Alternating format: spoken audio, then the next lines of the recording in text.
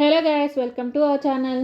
ఎప్పుడు చికెన్ని ఒకేలా కాకుండా డిఫరెంట్గా గోంగూర చికెన్ని ట్రై చేయండి. చాలా టేస్టీగా ఉంటుంది. గోంగూర చికెన్ చేయటం కోసం ఫస్ట్ స్టవ్ ఆన్ చేసుకొని ప్యాన్ పెట్టుకొని ఆయిల్ వేసుకోండి. ఆయిల్ హీట్ అయిన తర్వాత 5 లేదా 6 యాలకులు, 10 లవంగాలు, కొంచెం దాల్చిన చెక్క, 2 లేదా 3 బిర్యానీ ఆకులు, కొద్దిగా అనాస్ పువ్వు వేసుకొని ఫ్రై చేసుకోండి. అవి కొంచెం ఫ్రై అయిన తర్వాత సన్నగా కట్ చేసుకున్న ఆనియన్స్, సన్నగా పొడవుగా కట్ చేసుకున్న పచ్చిమిర్చి వేసుకొని మంచిగా ఫ్రై చేసుకోండి. ఆనియన్స్ మంచిగా ఫ్రై అవ్వడానికి కొద్దిగా సాల్ట్ని వేసుకోండి. తర్వాత కొద్దిగా పసుపు వేసుకొని అంతా ఒకసారి కలుపుకోండి. ఆనియన్స్ మంచిగా ఫ్రై అయిన తర్వాత ఫ్రెష్గా చేసుకున్న అల్లం వెల్లుల్లి పేస్ట్ని వేసి ఫ్రై చేయండి. నాన్ వెజ్ కర్రీస్ ఎప్పుడు చేసినా ఫ్రెష్గా చేసుకున్న అల్లం వెల్లుల్లి పేస్ట్ని వేయండి. కర్రీ టేస్ట్ అనేది చాలా బాగుంటుంది. అల్లం వెల్లుల్లి పేస్ట్ పచ్చివాసన పోయిన తర్వాత క్లీన్ చేసి పెట్టుకున్న గోంగూరని వేసుకోండి.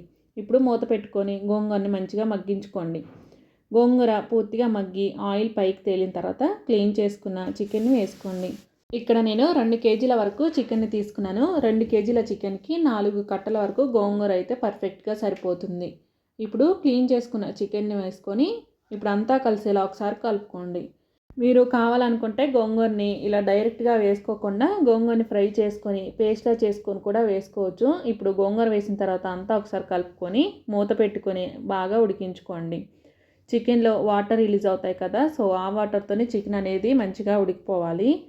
చికెన్ని మధ్య మధ్యలో కలుపుకుంటూ బాగా ఉడికించుకోండి. చికెన్ పూర్తిగా ఉడికిన తర్వాత సరిపడా కారం వేసుకొని కలుపుకోండి.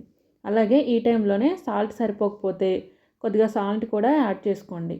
ఉప్పు కారం చికెన్ పీసెస్కి బాగా పట్టేలా కలుపుకోండి. ఫైనల్గా సన్నగా కట్ చేసుకున్న కొత్తిమీరని వేసుకొని అంతా ఒకసారి కలుపుకోండి. ఇప్పుడు చికెన్ పైన మూత పెట్టుకొని మరో 5 నిమిషాలు ఉడికించుకోండి.